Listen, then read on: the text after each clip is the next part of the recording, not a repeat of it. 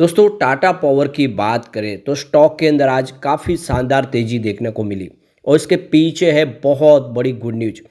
Amazon के साथ में इनकी काफ़ी बड़ी एक पार्टनरशिप हुई है और दूसरी भी काफ़ी अच्छी अपडेट है क्योंकि यहाँ पे ब्रोकेज हाउस ने इसकी रेटिंग को अपग्रेड किया है और एफआई की पसंद बना है स्टॉक। एफआई ने काफ़ी अच्छा निवेश किया है जबकि एफआई बाज़ार से पैसे निकाल रहे हैं, ऐसे में भी वो टाटा पावर पे पूरा भरोसा कर रहे हैं। तो ये सारी बातें मिलके यहाँ पे माहौल पॉजिटिव बना रहे हैं और स्टॉक वैसे बहुत ज़्यादा करेक्ट भी हो चुका है। रिन्यूएबल एनर्जी सेक्टर का ये एक मजबूत खिलाड़ी है और आने वाले समय में कुछ बेहतर उम्मीद की जा सकती है क्योंकि काफ़ी ज़्यादा पैसा यहाँ पे कंपनी खर्च करने वाली है। आने वाले समय पोर्टफोलियो तेज़ी से बढ़ेगा कंपनी का ग्रीन एनर्जी का। ऐसे में सरकार का पूरा सपोर्ट मिलने की वजह से क्या स्टॉक आने वाले समय बेहतर करेगा और म्यूचुअल फंड का क्या रुझान है स्टॉक को लेकर वो भी जानेंगे इस वीडियो के माध्यम से। लेकिन फ्रेंड्स उससे पहले अगर आप पहली बार हमारे चैनल पे आए तो चैनल को सब्सक्राइब कर दीजिए, एक बेल आइकॉन दबा दीजिए ताकि जब भी नया वीडियो बने पहला नोटिफिकेशन आपको मिले। वीडियो पसंद आए तो लाइक से ज़रूर कीजिए। चलो फ्रेंड्स वीडियो स्टार्ट करते हैं। मैं हूँ आपका दोस्त एस बी दवे और हमारे अपने चैनल ऑनलाइन कमाई में आपका बहुत बहुत स्वागत है। तो सबसे पहले टाटा पावर के कारोबार की बात करें तो 358 पर क्लोजिंग देखने को मिली 3.12% की तेज़ी के साथ। काफ़ी अच्छी तेज़ी देखने को मिली, स्टॉक ने बेहतर किया है, निचले लेवल से स्टॉक रिकवर हुआ है। तो यहाँ पे टाटा पावर ने कंपनी की तरफ से जो एकदम बड़ा यहाँ पे फैसला लिया गया है। कंपनी ने देश के ग्रीन स्मार्ट और अधिक उपभोक्ता केंद्रित पावर इकोसिस्टम में बदलाव को गति देने के लिए अमेजॉन वेब सीरीज सर्विसेज के साथ में एक पार्टनरशिप की अनाउंसमेंट की है और इसका असर आज पॉजिटिव देखने को मिला। एक्सचेंज पर दी गई जानकारी के अनुसार टाटा पावर ने अपने डिजिटल इंफ्रास्ट्रक्चर को आधुनिक बनाने और इंटेलिजेंट एनर्जी मैनेजमेंट को बढ़ावा देने के लिए अमेजॉन वेब सर्विसेज के साथ में रणनीतिक सहयोग किया है। तो एनर्जी सिस्टम के विकास के लिए सप्लाई और मांग को अनुकूलित करने के लिए वास्तविक समय विश्लेषण, स्वचालन और विकेंद्रीकृत बिजली उत्पादन की आवश्यकता होती है। डिजिटलीकरण ग्रिड स्थिरता, मेंटेनेंस, पावर ट्रांजैक्शन को लेन देन को सक्षम बना रहा है। इससे स्थिरता और परिचालन दक्षता सुनिश्चित होती है। टाटा पावर AWS के साथ अपनी साझेदारी के माध्यम से इस डिजिटल प्रथम दृष्टिकोण पर ध्यान केंद्रित करता है। क्लाउड कंप्यूटिंग, आर्टिफिशियल इंटेलिजेंस यानी AI और IoT का उपयोग करके स्मार्ट अधिक कुशल पावर इकोसिस्टम का निर्माण करता है। तो एक नई टेक्नोलॉजी जनरेट करेंगे दोनों मिलके। टाटा पावर ने अमेजॉन इलास्टिक कुबरनेट्स सर्विस यानी EKS का उपयोग करके 23 मिशन क्रिटिकल एप्लीकेशन को AWS में माइग्रेट करके एक मजबूत डिजिटल आधार तैयार किया है और ये बदलाव बिजली उत्पादन, नवीनीकरणीय ऊर्जा, ग्रिड प्रबंधन, बिक्री और वित्त में मापनीयता, सुरक्षा, वास्तविक समय की परिचालन क्षमता, दक्षता में सुधार करता है।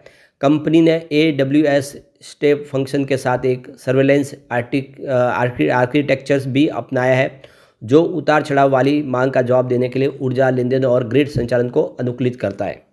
तो नई टेक्नोलॉजी अपनाने को बिल्कुल कंपनी तैयार है और इसके माध्यम से अपने जो कस्टमर्स हैं उनको अलग और सबसे शानदार सर्विस देने को बिल्कुल कंपनी ने कमिटमेंट किया हुआ है। यहाँ पे ब्रोकेज हाउस HSBC ने चुनौतीपूर्ण मैक्रो इंक्वायरमेंट के बावजूद यहाँ पे निष्पादन में सुधार को उजागर करते हुए टाटा के स्टॉक को रिड्यूस के जो होल्डिंग पहले जो रेटिंग रिड्यूस की थी उसको होल्ड के अपग्रेड कर दिया है, यानी रेटिंग को बढ़ा दिया, अपग्रेड कर दिया है। हालांकि ब्रोकेज फर्म ने नोट किया है कि निरंतर विकास के लिए जो अक्षय क्षमता विस्तार में तेज़ी लाने की ज़रूरत है। रेटिंग अपग्रेड के साथ साथ HSBC ने अपने लक्ष्य मूल्य को भी संशोधित किया है जो इसके बेहतर परिचालन को प्रदर्शन को दर्शाता है। तो यहाँ पे शेयर में जो करेक्शन आया है उसके पीछे वजह की पावर डिमांड में कमजोरी से ग्रोथ प्रोजेक्शन पर असर देखने को मिला है। स्टॉक पर पावर परचेज एग्रीमेंट में सुस्ती का असर भी दिखा। यूपी और राजस्थान में डिस्कॉम प्राइवेटाइजेशन में देरी का भी असर देखने को मिला। पंप स्टोरेज प्रोजेक्ट के कंस्ट्रक्शन में देरी का भी यहाँ पे असर हुआ है। टाटा सन्स में हिस्सेदारी के मोनेटाइजेशन पर सफाई नहीं आई है, उसका भी असर देखने को मिला। कोयले की कम कीमतों से भी असर पड़ा है और मुद्रा इशू का समाधान भी अभी निकला नहीं है, मुद्रा का मामला अभी अटका पड़ा है। ये सब स्टॉक के लिए नेगेटिव फैक्टर साबित हुए जिससे स्टॉक की प्राइस पिछले दिनों काफ़ी ज़्यादा करेक्ट हुई। लेकिन सोलर मॉड्यूल और solar manufacturing business ramp up positive stock के लिए एक पॉजिटिव खबर है और देख लो कंपनी पहले तिमाही में प्रॉफिट में भी रही है, काफ़ी अच्छा बिजनेस रहा है और वित्त वर्ष 2025 के तीसरे तिमाही में 17% एबिटा मार्जिन भी हासिल किया कंपनी ने। मॉड्यूल और सेल मैन्युफैक्चरिंग मार्जिन को लेकर ब्रोकरेज की राय कंस्ट्रक्टिव है और ईपीसी बिजनेस में टर्न अराउंड देखने को मिल रहा है, जो अच्छी बात है, एक अच्छा संकेत है। अब अगर हम इसके बिजनेस की बात करें तो देखेंगे कि लगातार हर साल काफ़ी शानदार तरीके से इसका रेवेन्यू और प्रॉफिट बढ़ रहा है। 2020 में जहां पे इनका रेवेन्यू अगर देखें तो 29,699 करोड़ के आसपास था, जो 2021 में बढ़ के 33,143 करोड़ तक पहुंच गया और 2022 आते थे ये 43,736 करोड़ तक पहुंच गया और 2023 में सीधा 56,547 करोड़ तक पहुंचा और 2024 में ये 63,272 करोड़ के आसपास पहुंच गया। यानी ज़बरदस्त जंप है। 2020 के मुकाबले 24 में आप देखें तो इनका जो रेवेन्यू है वो डबल से भी ज़्यादा हो चुका है। इसके अलावा बात करें इसके प्रॉफिट की, तो प्रॉफिट में भी ज़बरदस्त उछाल है। 2020 में देख सकते हो कि यहाँ पे करीब 1,727 करोड़ का प्रॉफिट था, जो 2021 में कोविड की वजह से गिर के 1,485 करोड़ के आसपास आया, लेकिन 2022 में फिर से बढ़ के 2,623 करोड़ तक पहुंच गया और 2023 में देखते हो 3,810 करोड़ के आसपास पहुंचा, जो 2024 आते आते 4,280 करोड़ तक पहुंच गया। तो 2020 के मुकाबले 24 में प्रॉफिट भी देखें तो दुगुना से ज़्यादा बढ़ चुका है। काफ़ी ज़बरदस्त और बहुत ही शानदार आंकड़े। उसी तरह से नेटवर्थ भी बढ़ रहा है। 2020 में 21,898 करोड़ के आसपास था, जो 2024 में 38,333 करोड़ तक पहुंच गया है। काफ़ी ज़बरदस्त नेटवर्थ भी बढ़ा है। और अगर हम इसको क्वार्टर ऑन क्वार्टर बेसिस भी देखें तो आंकड़े काफ़ी उत्साहवर्धक है।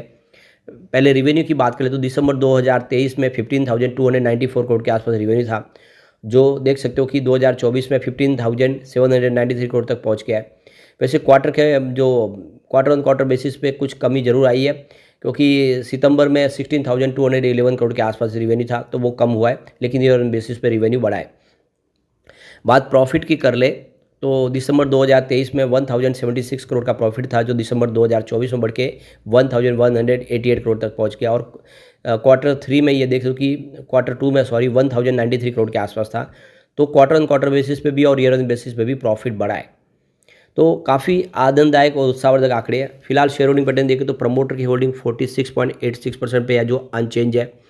कोई भी यहाँ पे गिरवी शेयर बिल्कुल नहीं है, सारे के सारे शेयर प्रमोटर के पास है।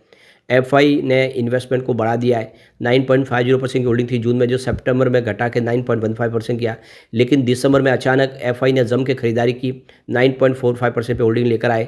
जबकि दिसंबर में एफआई ने बाजार से पैसे निकाले, लेकिन उन्होंने यहाँ पे देख सकते हो टाटा पावर में अपना इन्वेस्टमेंट बढ़ा दिया है। डीआई की बात करें, उनकी 15.38% की होल्डिंग थी जून में, सितंबर बढ़ा के 16.54% कर लिया। फिलहाल दिसंबर में उन्होंने अपनी वापस बिकवाली की और 15.60% की होल्डिंग लाई है।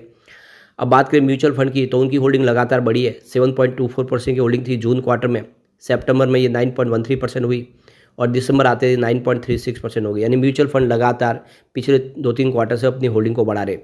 अब बात करें जनरल पब्लिक की, 28.26% की होल्डिंग थी जून क्वार्टर में, सितंबर में देख सकते हो कि घट के 27.45% हो गई, लेकिन इस बार फिर से बढ़ के 28.09% हुई है। तो जनरल पब्लिक की होल्डिंग भी थोड़ी सी आपको बढ़ती हुई दिखा देगी। ओवरऑल देखें तो शेयर होल्डिंग पैटर्न का इशारा है कि यह स्टॉक काफ़ी बेहतर है। यहाँ पे म्यूचुअल फंड की बात करें तो काफ़ी सारे म्यूचुअल फंड ने जम के खरीदारी की है, जिसमें Nippon India large cap direct ने यहाँ पे 820 करोड़ का निवेश किया है। उनकी होल्डिंग में कोई बदलाव नहीं हुआ है। Nippon India multi cap fund direct ने 716 करोड़ का निवेश किया है। 6.41% की holding month on month basis पे बढ़ी है। Mirae asset large cap and mid cap ने यहाँ पे 665 करोड़ का शानदार निवेश किया है। 3.59% होल्डिंग उनकी भी मंथ ऑन मंथ बेसिस पे बढ़ती हुई दिखाई देगी। इसके अलावा क्वांट एल्स टैक्स सेवर का यहाँ पे 357 करोड़ का निवेश है, उनकी होल्डिंग में कोई बदलाव नहीं हुआ है। कैनरा रेबेको इमर्जिंग इक्विटीज़ का यहाँ पे 356 करोड़ का इन्वेस्टमेंट हुआ है। 9.53% की holding month on month basis पे बढ़ी है। बीरा एसेट एल्स टैक्स सेवर का यहाँ पे 324 करोड़ का इन्वेस्टमेंट है। 7.54% की holding month on month basis पे बढ़ी है। इसके अलावा आईसीसी प्रू एनर्जी अपॉर्चुनिटीज़ का यहाँ पे 320 करोड़ का निवेश हुआ है, होल्डिंग में कोई बदलाव नहीं हुआ है। एचडीएफसी आर्बिट्रेज होलसेल डायरेक्ट का यहाँ पे 283 करोड़ का निवेश हुआ है और 10.05% holding month on month basis पे बढ़ा दी है। एचडीएफसी आर्बिट्रेज डायरेक्ट ने यहाँ पे 283 करोड़ का इन्वेस्टमेंट किया है। 10.05% होल्डिंग यहाँ पर भी मंथ ऑन मंथ बेसिस पे बढ़ चुकी है। और निप्पॉन इंडिया स्मॉल कैप का यहाँ पे 280 करोड़ का इन्वेस्टमेंट हुआ है, उनकी होल्डिंग में कोई बदलाव नहीं हुआ। तो सभी म्यूचुअल फंड ने यहाँ पे निवेश को बढ़ाया है, किसी का निवेश घटा नहीं है। ये शुभ संकेत है और ये स्टॉक आने वाले समय में बेहतर करता हुआ दिखाई दे सकता है। लेकिन फ्रेंड्स, कोई भी इन्वेस्टमेंट करने से पहले अपने फाइनेंशियल एडवाइजर से एडवाइस ले ले या अपना खुद का रिसर्च करें, क्योंकि मैंने वीडियो आपके एजुकेशनल पर्पज़ के लिए ही बनाया। वीडियो पसंद आए तो लाइक से जरूर कीजिए और चैनल को सब्सक्राइब कर दीजिए। Thank you friends.